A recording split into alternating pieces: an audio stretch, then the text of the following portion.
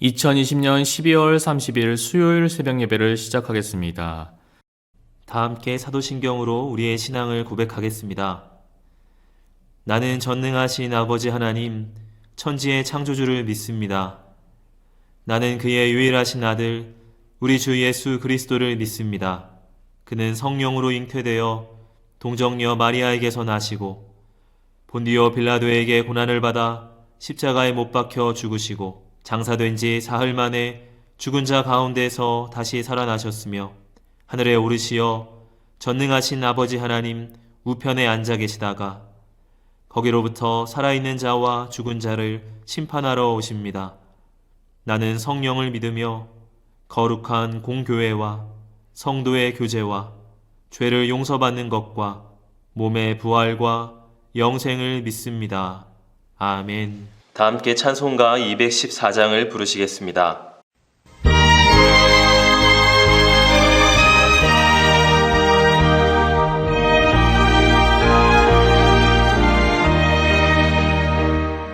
나 주의 도움 받고자 주 예수님께 빕니다.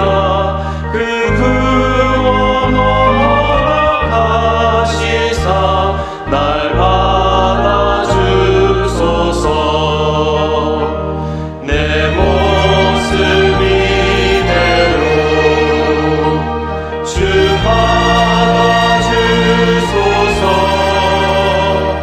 날 위해 돌아가신 주 날 받아주소서. 큰 죄에 빠져 영주를 날 위해 피 흘렸으니 주 영상대로 비추사 날 받아주소서. 내 모습 이대로 주 받아주소서. 날 위해 돌아가신 주 날 받아주소서.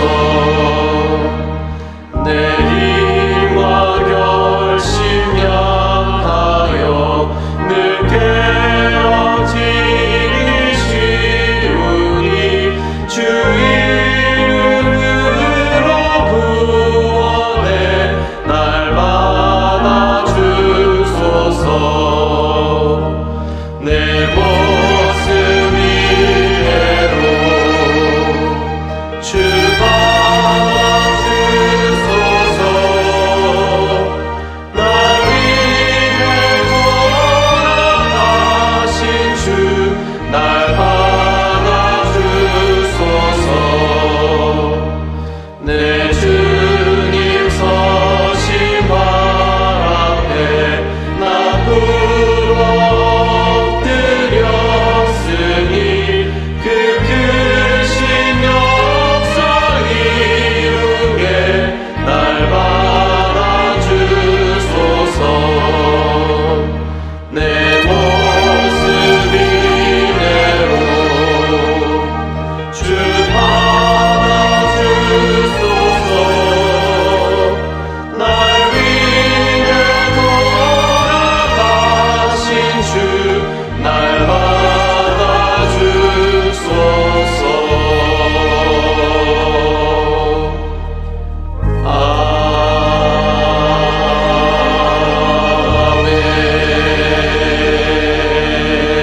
아멘. 이 시간 다 함께 기도하는 시간을 갖겠습니다.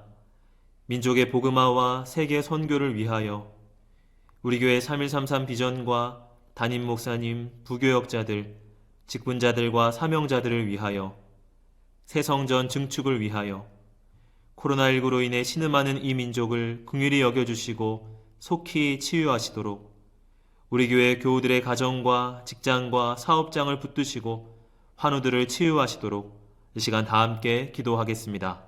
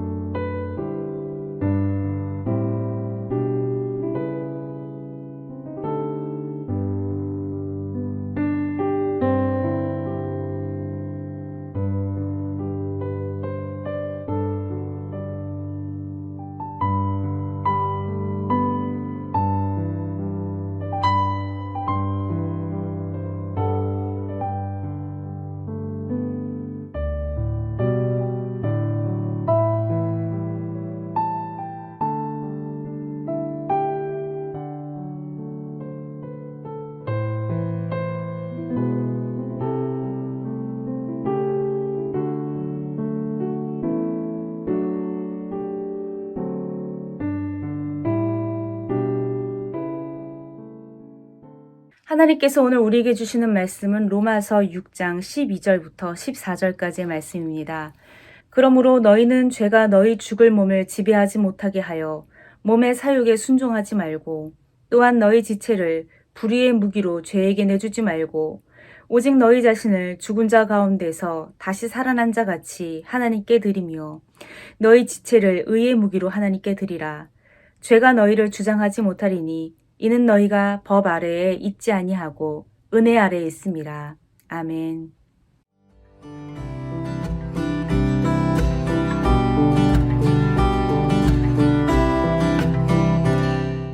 너희는 죄가 너희 죽을 몸을 지배하지 못하게 하여라 라고 말씀을 시작하고 있습니다. 이 12절 말씀에 죄가 너희 몸을 지배하지 못하게 한다 라고 하는 말은 어떤 의미일까요? 여러분은 죄에 지배당하는 상태에 대해서 생각해 본 적이 많으실 겁니다. 내가 원치 않는데 거짓말을 하게 되었다든지 또는 나도 모르게 어떤 잘못을 저지를 때에 내가 죄에게 지었구나 또는 죄에 지배당했구나 라고 생각될 수도 있겠지요. 그런데 이 죄에 지배당한다라고 하는 것은 그렇게 기능적인 것만을 말하는 것이 아닙니다.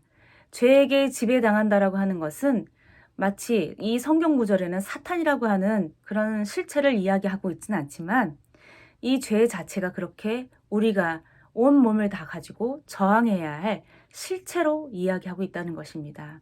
즉 살아있는 존재이고 살아있는 세력으로서 우리를 지배하고 우리를 억어하는 것이 바로 죄라는 것이죠. 그런데 그 다음 절이 더 우리에게는 조금 더 생각해 볼 것이 있습니다. 너희 죽을 몸을 지배하지 못하게 하여 라고 하고 말하고 있습니다. 너희 죽을 몸이라고 말할 때 많은 그리스도인들은 이 부분이 이상하다고 생각되지 않을 겁니다. 왜냐하면 우리는 그동안 몸은 더럽고 몸은 죄로 인해서 부패했고 몸은 감춰야 될 부끄러운 것이라고 생각하는 그런 경향들이 우리 그리스도인들 사이에서 많이 있었습니다. 그래서 영적인 것, 신령한 것을 추구하면서 우리의 몸을 조금 더 터부시했던 것이 사실이기도 합니다. 그러나 성경은 우리를 그렇게 가르치지 않고 있습니다. 하나님은 자신의 형상을 따라 우리를 지으셨습니다. 우리의 몸을 만드셨고 우리의 모든 인격을 하나님께서 창조하신 것이죠. 다만 아담 한 사람으로 인해서 죄가 들어와 우리의 전 인격이 부패하게 된 것이죠. 그래서 여기서 너희 죽을 몸을 라고 말할 때 이 죽을 몸이라고 하는 것은 그냥 부끄러운 육체 또는 영지주의라고 하는 이단이 말하는 영적인 것만이 최고인 것이라고 말하는 것이 아닙니다. 여기서의 너희 죽을 몸이라고 하는 것은 조금 전에 제가 설명했던 우리 인격 전체를 말하는 것입니다. 우리는 그렇게 전체가 인간성이라고 하는 전체가 지배당하였고 죄에 의해서 결국은 복종당하게 될 수밖에 없었던 것이죠. 죄의 목적은 그것입니다. 우리가 죄에게 복종하고 죄가 우리를 지배하기를 원하는 것, 그것이 죄의 목적인 것이죠. 그래서 사도 바울은 우리가 그렇게 몸의 사욕에 순종하지 말라고 이야기하고 있습니다. 이 순종한다라고 하는 것도 의존한다라고 하는 것으로 이야기할 수 있는데요. 로마서 6장 12절에는 죽을 몸의 사욕이라고 표현하고 있고요. 갈라디아서 5장 16절에서는 육체의 욕심이라고 이야기하고 있습니다. 즉 몸의 사욕에 순종하지 말라고 하는 이 말은요.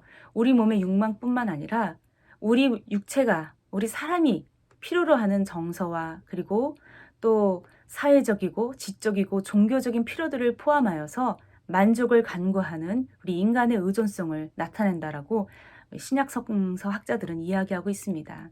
이 의존성이야말로 사람에게 노예성을 가지고 오게 하는 수단이 될 수밖에 없다는 것이죠. 의존한다라고 하는 것이 어떤 뜻일까요? 사람들은 상담사에게 때때로 자신들이 고민하는 문제에 대해서 답을 줄 것이라고 기대합니다. 어떤 뚜렷한 해답을 줄 것이라고 기대하는 것이죠. 그래서 자기들이 처한 삶의 문제를 가지고 와서 묻습니다. 내가 이혼할 것인지 계속 살아야 될 것인지, 내가 미용사가 될지 제빵사가 될지, 아버지와 살지 엄마와 살지. 그러나 상담사들은 그런 인생의 결정에 대해서 어떤 대답도 줄 수가 없습니다. 질문에 대해서 대답해야 할 사람은 그 질문을 가지고 온 그 사람 자신이기 때문인 것이죠. 그럼에도 상담이 필요한 것은 그 시간 동안 함께 질문하고 함께 답을 찾도록 견뎌줄 누군가가 필요하기 때문에 그것이 상담사의 역할로서 그렇게 존재하는 것이죠. 이것은 목회자에 대해서도 마찬가지입니다. 여러분들은 목사님들이 어떤 해답을 주실 거라고 생각할 때가 많죠. 물론 말씀을 통해서 하나님은 대답해 주시기도 하십니다.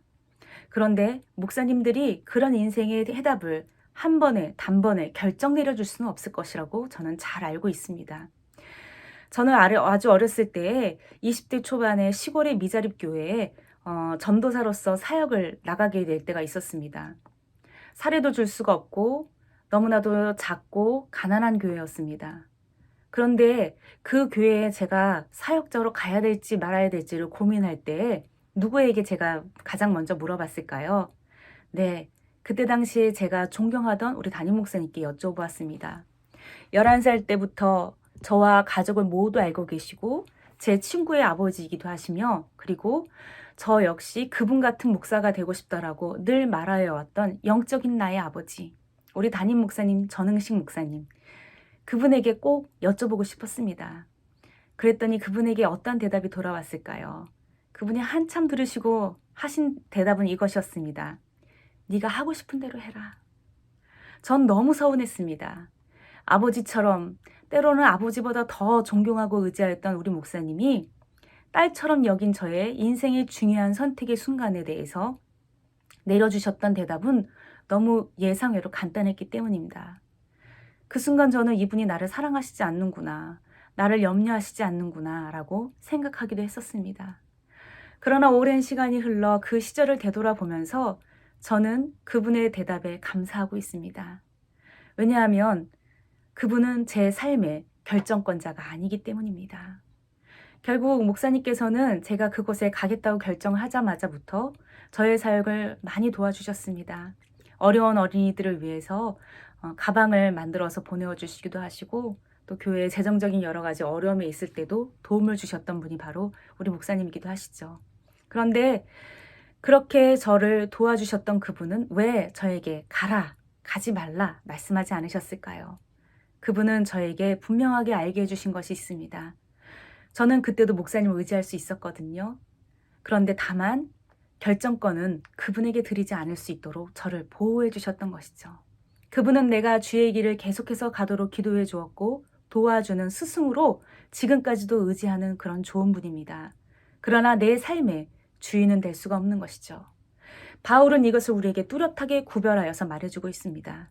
우리는 예수님 안에서 공동체로서 서로 한 몸을 이루어 의지하고 의존하며 세워가는 교회이고 그분의 부르심받은 자녀입니다.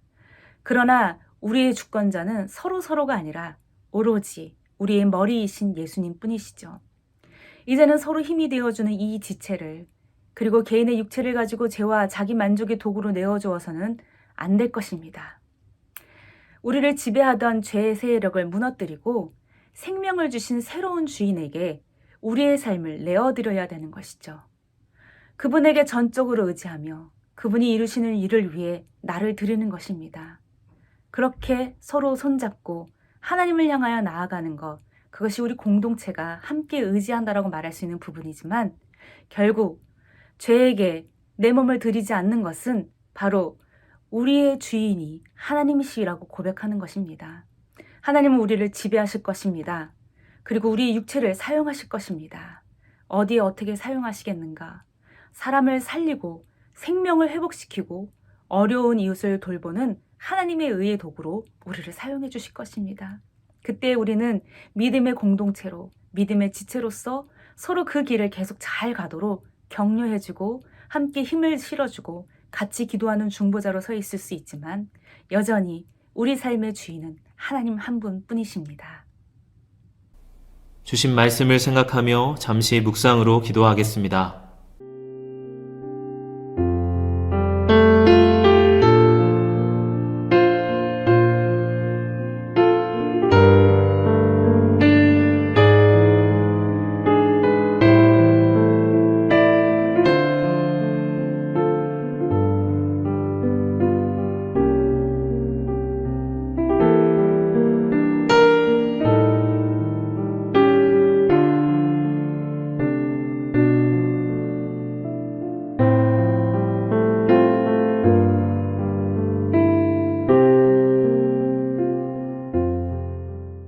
다 같이 주기도문으로 예배를 마치겠습니다. 하늘에 계신 우리 아버지, 아버지의 이름을 거룩하게 하시며 아버지의 나라가 오게 하시며 아버지의 뜻이 하늘에서와 같이 땅에서도 이루어지게 하소서. 오늘 우리에게 일용할 양식을 주시고 우리가 우리에게 잘못한 사람을 용서하여 준 것 같이 우리의 죄를 용서하여 주시고 우리를 시험에 빠지지 않게 하시고 악에서 구하소서.